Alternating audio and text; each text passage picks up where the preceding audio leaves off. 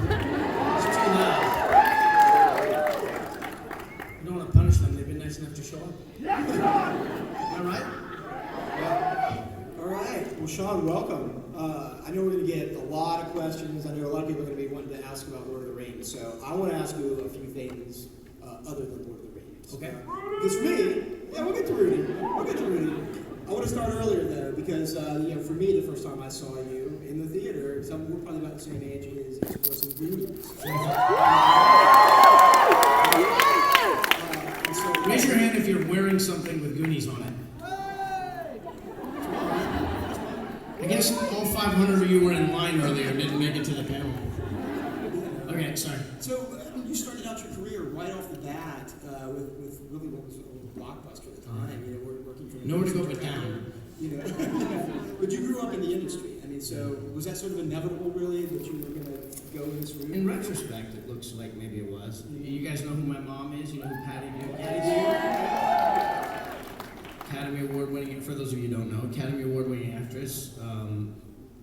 For playing Helen Keller in The Miracle Worker in the 60s, and then she had her hit television show, The Patty Duke Show, and then she made me, and then my dumb little brother, he had to come along too, and so her agent thought it would be good to send me in, and even before that, an after-school special, and so I remember she came up to me and just said, do you want to be in an after-school special, honey? Do I get paid? Yes, $10,000, but it goes into an account and you don't get it until you're 18. Okay. Do I have to go to school? Do I get out of school? No. Yes, but you have to do 3 hours a day on the set. So, and then I showed up and she said, well, you have to audition for it. So we worked on the audition together, and then later when we did Goonies, my dad and I worked on the Goonies audition for it. There's actually a really cool scene that didn't make the movie where Mikey's talking about how his dad was on a game show, and there were 3 doors, and he had to guess. He had to choose door number 1, door number 2, or door number 3. And door number 1 was a trip to wherever, and door number 2 was $1 million. And my dad picked door number 3, which was a jar of toothpicks. And he's like, I don't want that to be my life. I want my life to be something bigger than that. And that was him kind of talking himself and the others into going on the Goonie adventure. So it was a great scene. My dad and I worked on it, and he drove me to Universal Studios, the Amblin Entertainment, that's Spielberg's company before DreamWorks. And there's a great poster in the lobby of, I think it's R2-D2 handing E.T.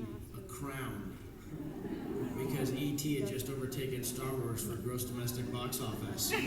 So I'm 12 years old and I'm just looking at that poster, waiting for my meeting with Steven Spielberg. And the guy who walked me down the hall, Mark Marshall, is still a friend. He probably shouldn't be a friend.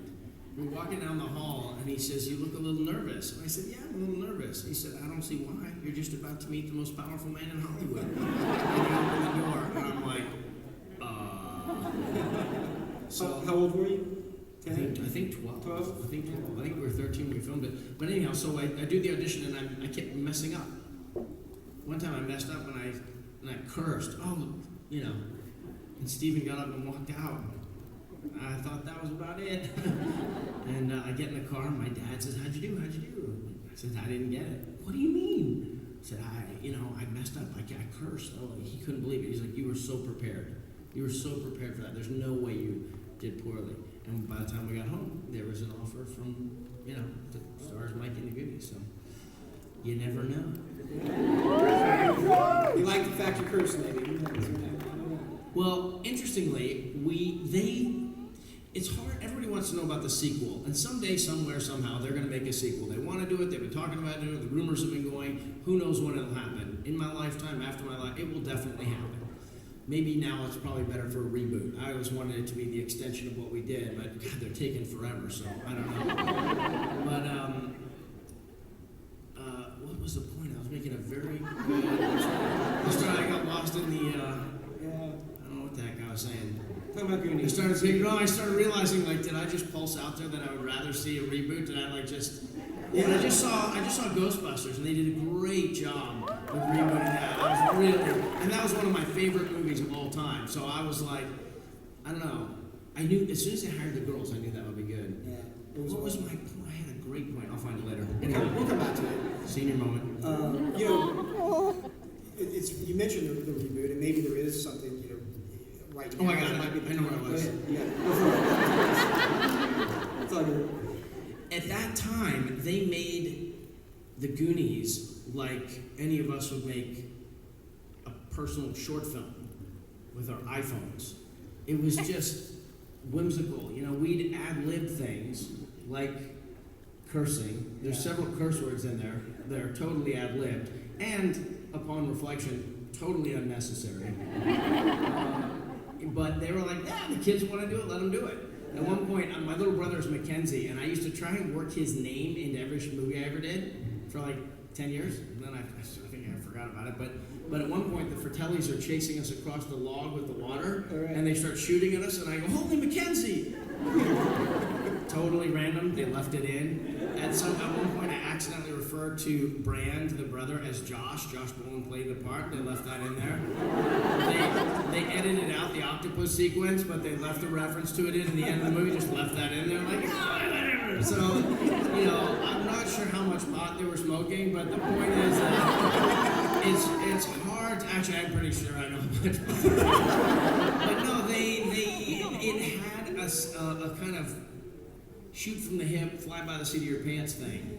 And you nowadays you sort of don't get that. Movies are pretty well engineered. Yeah. So I think it's hard for them to capture that magic. But that made that movie so much more honest and so much more real. And the dialogue is great. I mean, that's how kids talked, and maybe a lot of that's because of this ad lib, and that's why it worked. It's a shame that. I remember when I saw it, I was disappointed. Really?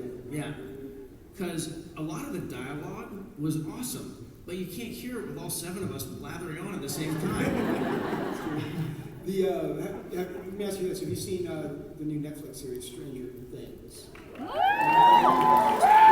lot of people describe this as sort of a throwback to movies like The Goonies and that '80s vibe, that Spielberg was doing. A lot of people called it Goonies and E.T. meet the X-Files, for example. Well, there was that movie that J.J. Abrams did a couple years back, the Super 8 movie. Right, that's right. And I thought that movie got really close to replicating that Spielbergian, small town kids on the run type feel. But so Stranger Things, I'll look forward to. Yeah, I'll look forward to it. I mean, but now the kids now have the people who were kids then and loved those movies, Raiders and Back to the Future, Ghostbusters, and all those like classic '80s movies. Now they've all gotten to a stage in their life where they have a career under their belt, so they can actually be trusted with $80 million on a movie, and they've had a long time to think about it. So movies are always the best when the purists are making them. I mean, I do the Teenage Mutant Ninja Turtle television show on Nickelodeon, and it's so good. It's really, really good. I mean, I feel like, the monkey in the capsule of the spaceship because they do